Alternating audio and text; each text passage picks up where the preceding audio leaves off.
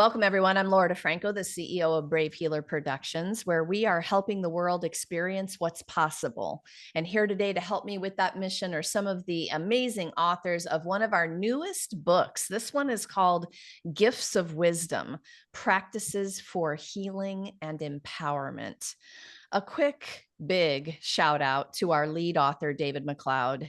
David, we wouldn't be here without you. This project has been just phenomenal, incredible, amazing. I'm going to use all the good words for this. I'm so honored to be on this journey with you, and really, really honored to be here in the Zoom room with some of your fantastic expert co-authors. Just wait till you hear today, you guys. I have Carol Pilkington with me, CSA and minister. She shows entrepreneurs and business owners how to move through and beyond anxiety, depression, and grief or loss so they can live a more congruent and authentic life inside and out. Sarah Jane is here. She's the creator of Vocal Reiki, working at a deep cellular memory level, supporting healing of the inner child. And a recovered angry person, Eileen Dillon, helps people. I love that bio, Eileen. I just have to say, I saw the first line. I'm like, I'm going to read it again. A recovered angry person, Eileen Dillon, helps people heal by realigning with emotions, creating healthier, happier, and easier lives when they partner with emotions to resolve life challenges. Welcome to all of you. Carol, you're going to start the party off today. Tell me a little bit about the why behind this chapter on wisdom for you. Thank you so much, Laura. Well, my chapter is Your Voice Matters, You Matter, and don't let anyone shut you down. It's such an important topic, especially for women and some men out there that have been, shut down in their lives. And it's really important that we have the ability and the confidence to express ourselves whenever we need to.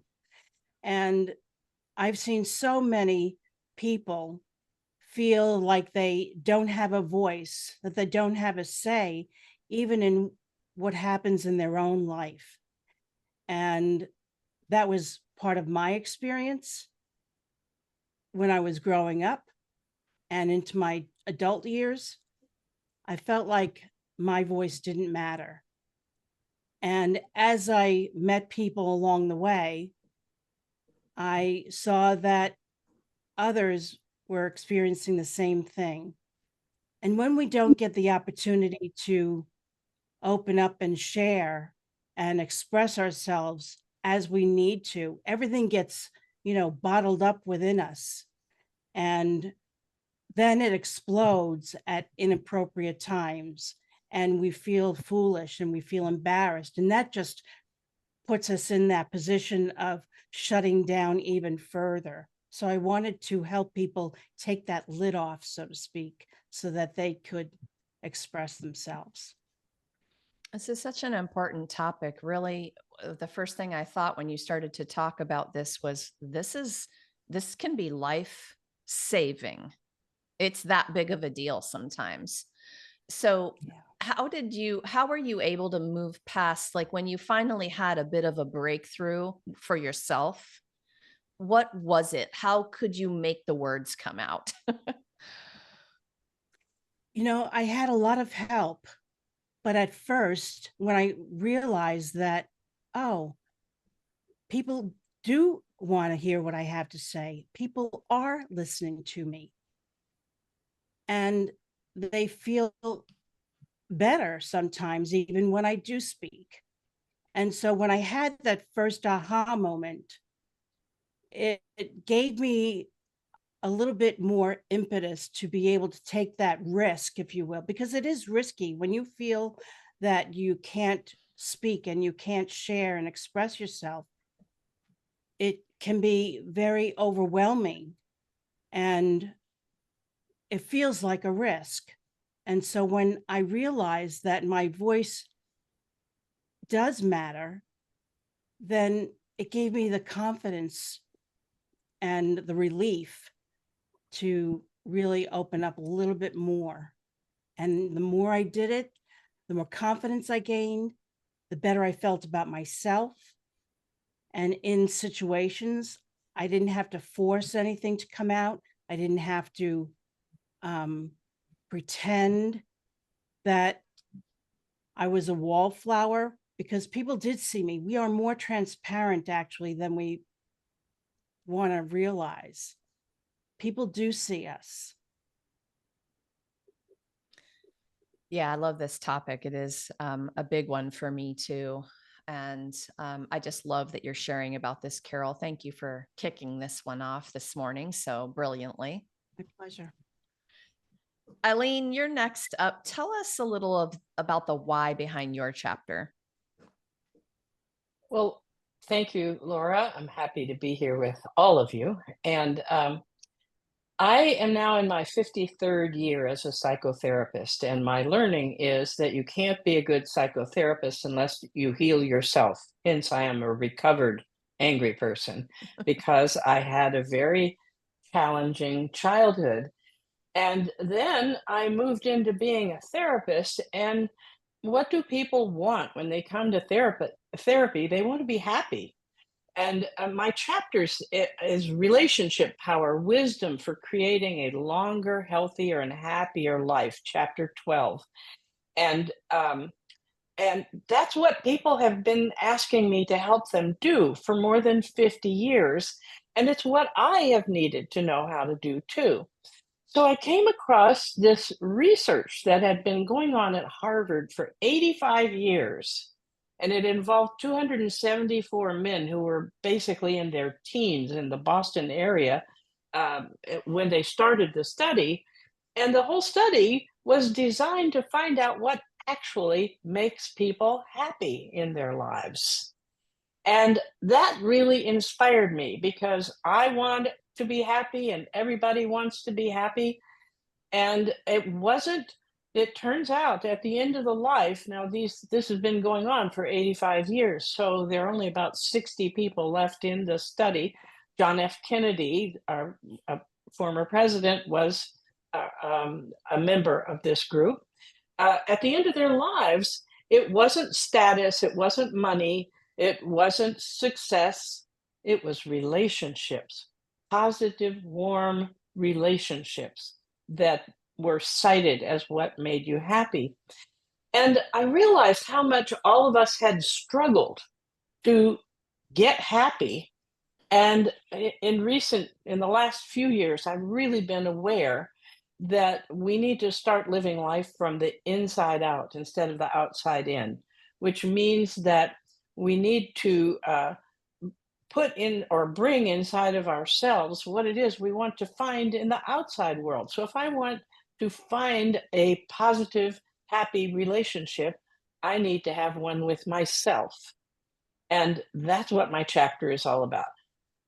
How it was that I came from being a scared woman who'd been abandoned with her little child and getting obscene phone calls to deciding I'm going to have a good relationship with myself and what that means.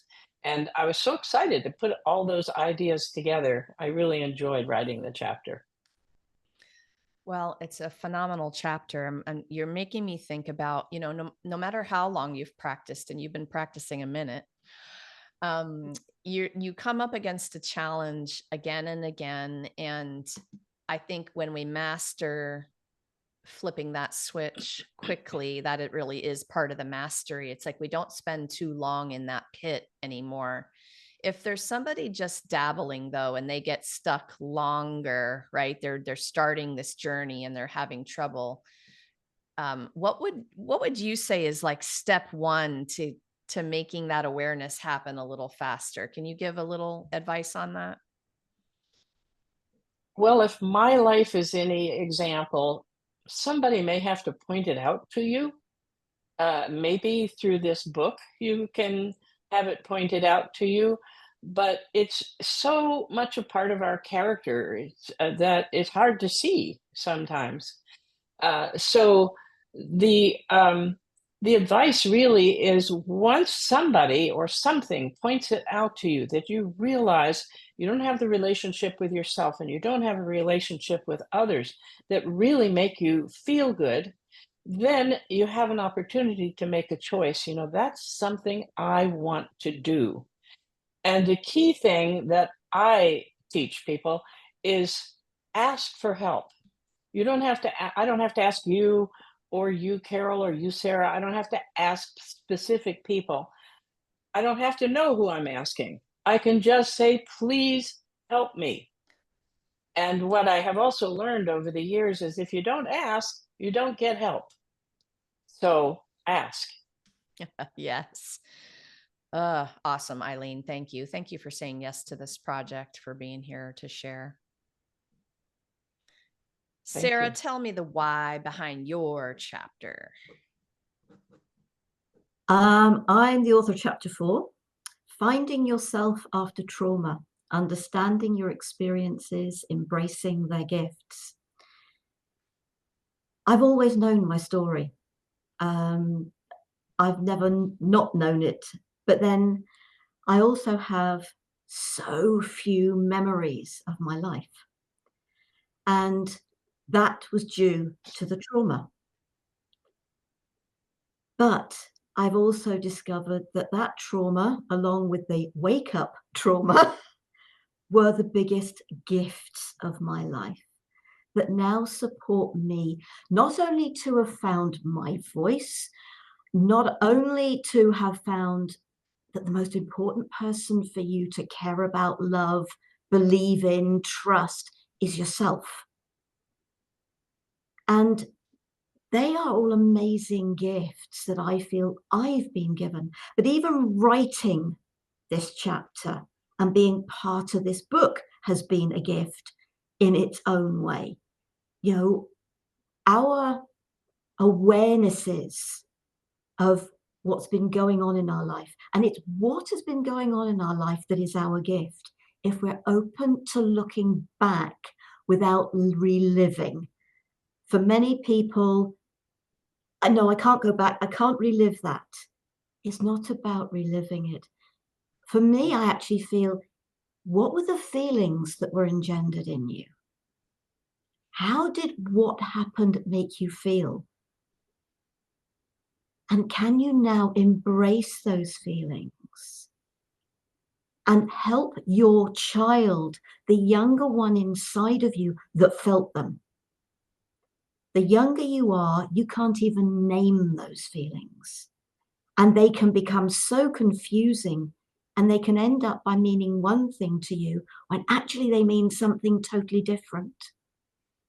So that connection with your inner child.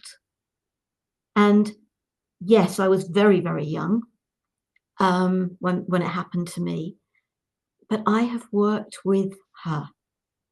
She is content now. I know that.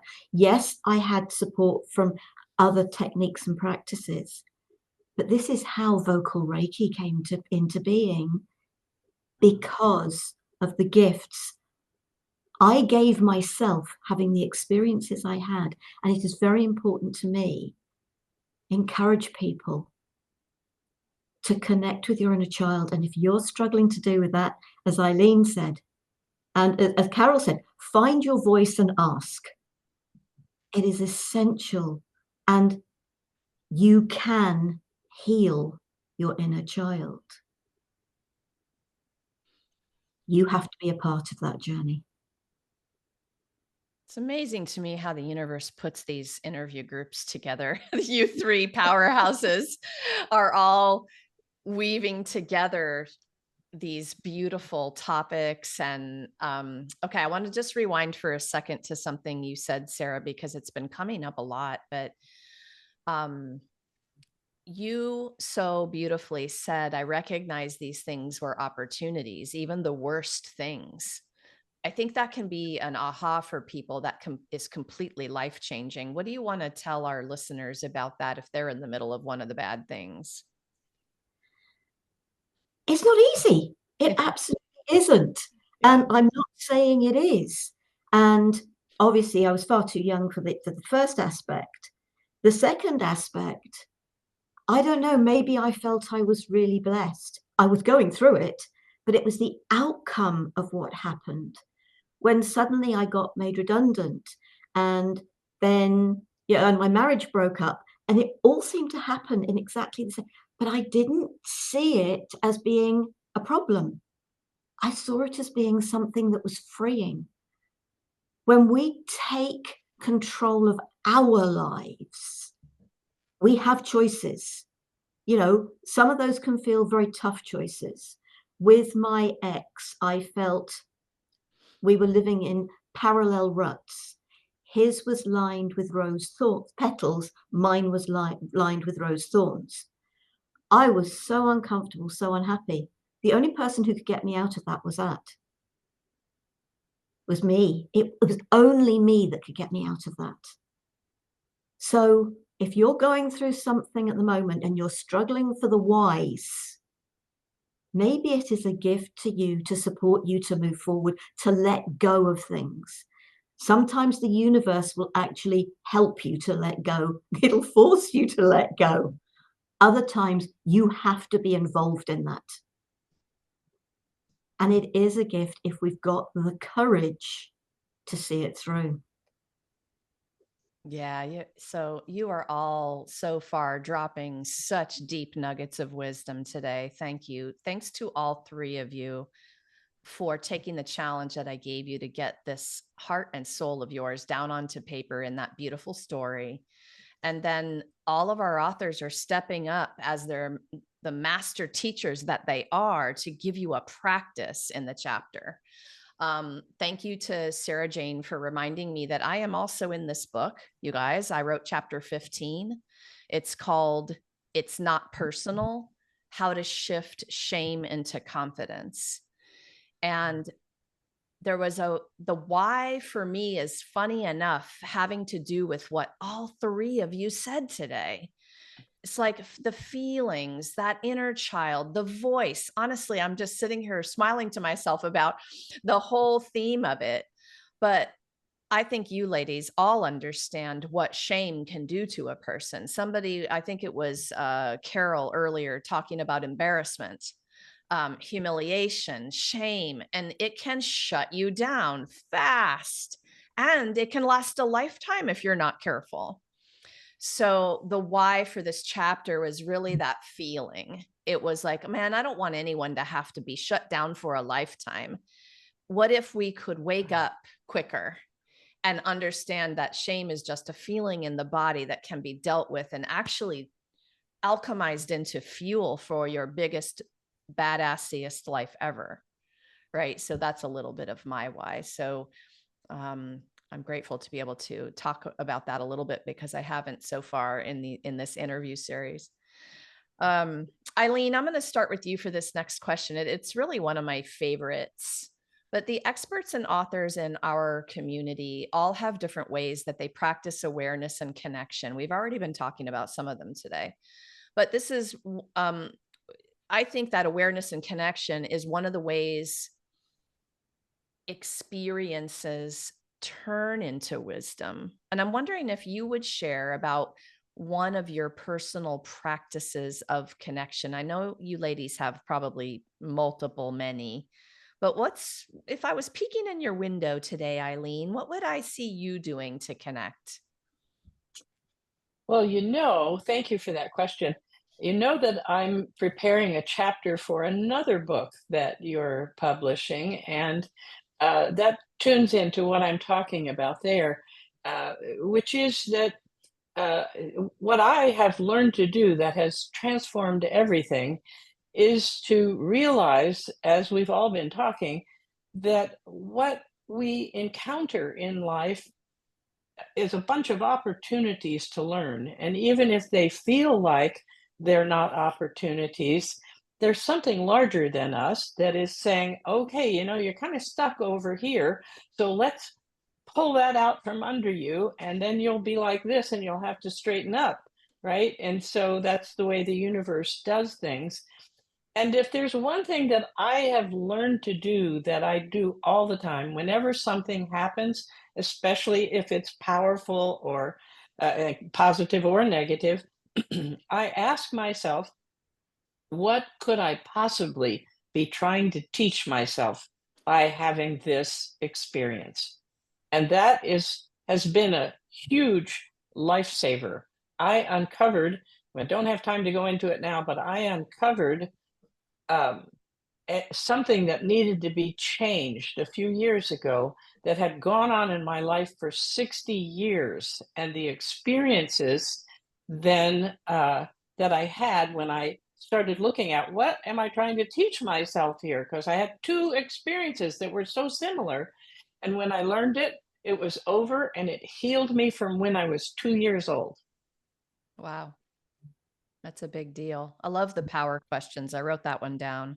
What could I possibly be trying to teach my own self here, right? By attracting this again or whatever that is. That's a good one, Eileen. Thank you. Especially again, because if you don't learn it, Especially. you go over and over and over it, and it's more painful each time. Yeah. We'll pause on that nugget for their listeners, especially when it cycles back again for you. Like, hello, wake up, let's go. Like, I'm coming back. Like, pay attention. Yeah. Yeah. And this is such a great awareness to be talking about, because somebody's going to have a moment today listening to you all about this, right? And it's going to be a big one. Okay, Sarah, how about you for this? What's one of those ways what we would find you connecting? Well, I didn't have a voice. I was totally, completely, and utterly shy. I wouldn't have said boo to a goose. You know, if I was in a room full of people, will it open up? The floor open up? Can I sink into the wall? And I'm on LinkedIn is a classic for me. I connect with people. I speak to people. When I started Gift of Healing TV, which is something else I do, when I connected with people and they responded to me, I would invite people to come and talk to me in a video call. And so many of my guests, and it's a weekly program that's been going for 10 years, the connections I have made over that 10 years by reaching out to others and having conversations. And it has been an absolute blessing to connect with so many like-minded people. And if we don't put ourselves out there, how are we going to know? How are we? It's about connection. And it's not just people in the UK or US, Australia, New Zealand, India, other places in Europe. I've connected with people all the way around the world. Put yourself out there. Be willing to open up and speak to people. And you will find yourself having conversations with like-minded people that you couldn't have with others. They can be phenomenal for boosting your belief in yourself and your understandings.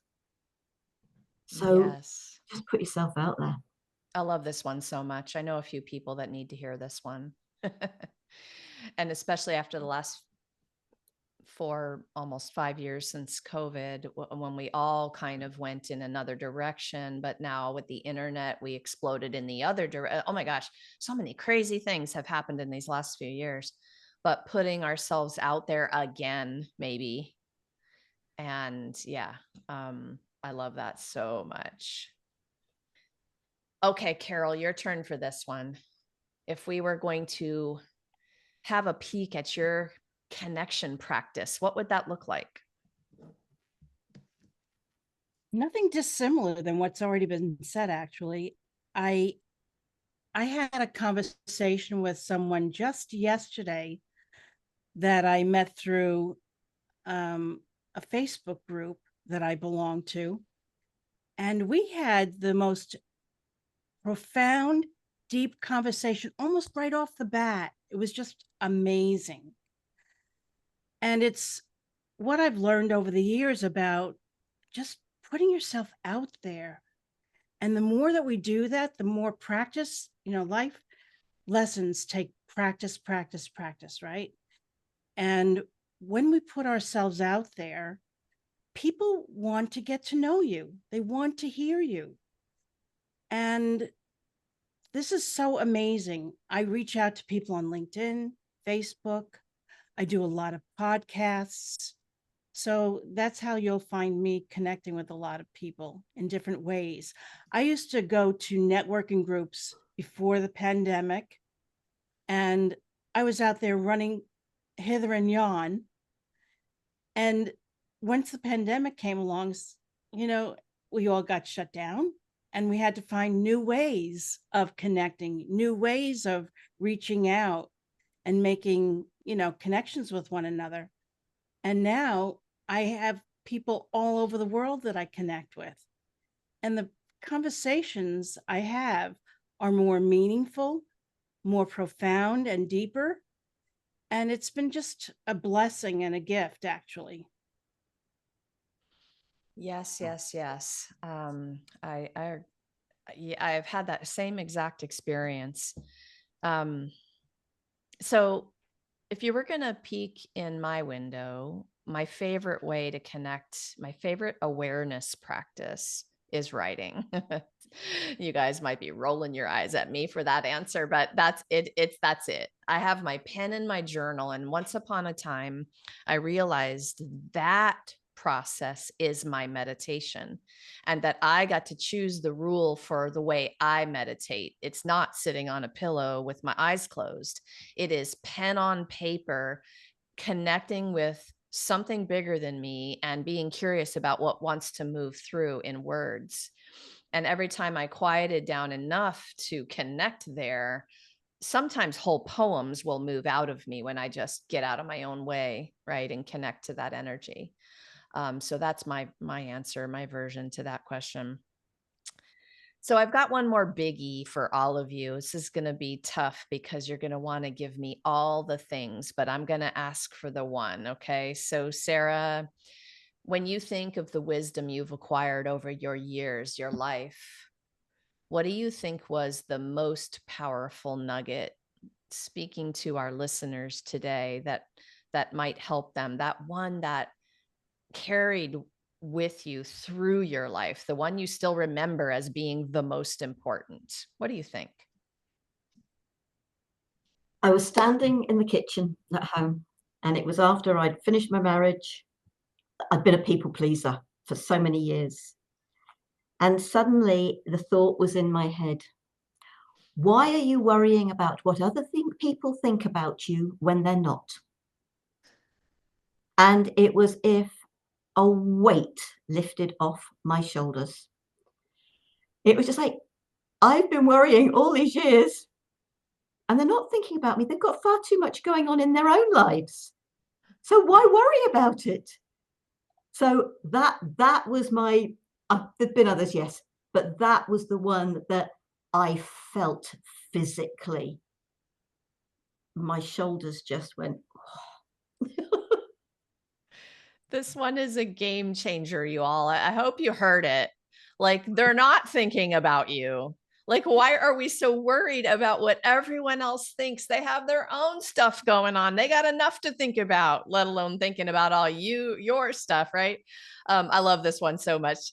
That was definitely one of my journey nuggets.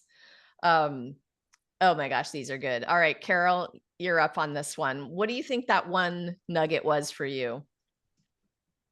I was driving in a car one time with a group of people, and conversation was flowing, and I found myself, I had this being aware moment where I realized that I was agreeing with everything that other people were saying, and I wasn't saying much myself.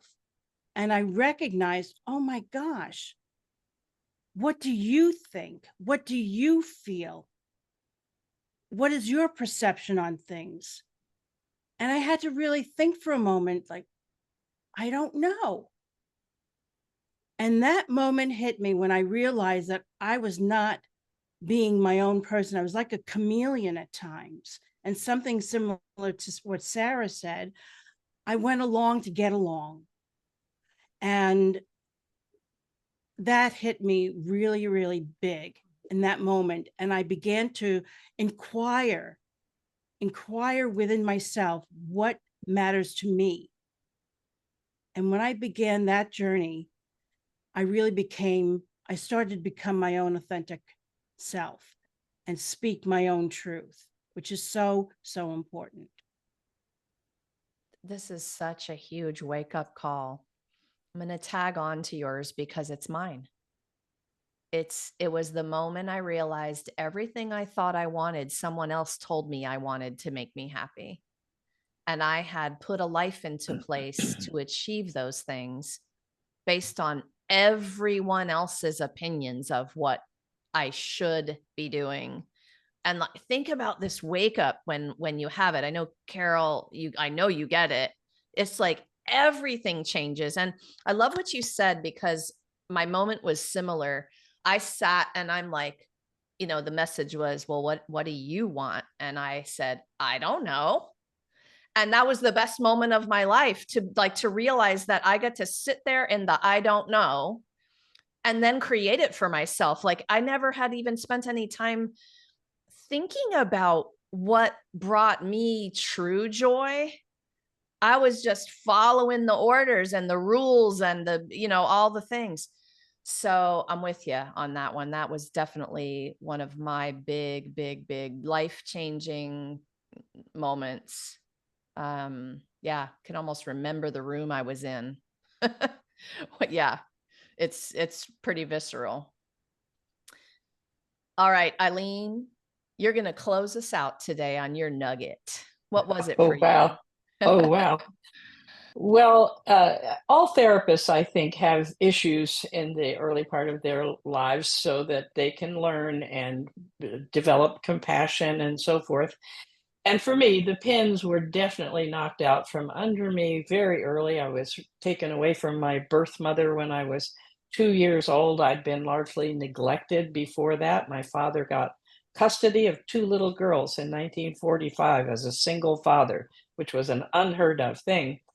And so that resulted in me being afraid of being rejected, of living in, keeping my mouth shut all the time, thinking I wasn't interesting. But more than anything, I believed I was not lovable. And that was the key thing. And I went through two marriages. I realized at the end of my first marriage that I married the man because he told me I was lovable, and he proved it by marrying me. And that was a manipulation, and I didn't even like doing manipulation, but I caught myself at that. And so I went with these things. I was working in therapy and being a therapist and examining these things for 50 years, 52 years, I guess. And in 1994, I was asked to write a series of short books for parents, helping them to teach their children how to work with emotions, exploring anger with your child, exploring fear with your child. And I wrote one called Exploring Love with Your Child. And I came across an author who, this is not a direct quote, but basically this is what spoke to me. Love is love is love. It does not matter if you love yourself or you love somebody else. What does matter is that you bring love into your life and use it as the principle on which you live your life. And that, from the moment I decided to follow that advice, my life has transformed. And I'm very focused on the fact that so many of us lose the love. When we come into the world, no young kid asks, is it okay if I wake you up in the middle of the night because I want something? They don't ask that. They love themselves enough to demand what they need. And over the years, in my experience, a lot of people lose that love that we can't come to the earth with. And our biggest thing to do is to connect with the principle of love, dedicate our lives to that love, and love ourselves. And that's the profound wisdom that has changed my life for years now, for the next 40 years or 30 years. 30 years. So, so beautiful, and such an incredible way to finish out our session today. With awareness, we have a choice. Choose love, y'all. Really amazing. To all three of you today, thank you so much for what you do in the world. And thanks for being here today to share it with everyone. Thanks, ladies. Thank you. To our Thank you. listeners, I know you heard something today that gave you the goosebumps, or maybe you have a question, or maybe you need support. This is way more than a book. This is a very generous community who's waiting for you to reach out. I have all of our author experts hooked up with their sites down below. So please come on down, explore what they're up to. They're there for you. They have incredible things going on, incredible programs and books and all of the things. So honored to be playing in the sandbox with the likes of these amazing people. And you're also invited to the book launch party, which we're going to have on October 10th. It's going to be at 4 p.m. Gifts of Wisdom authors are all going to be there celebrating. Its information about the Zoom is down below for you as well. And please hop over to Amazon because you're going to want to grab your copy of this gorgeous book, y'all. Lastly, everyone, remember, your words change the world when you're brave enough to share them. So it is time to be brave. See you next time, everyone.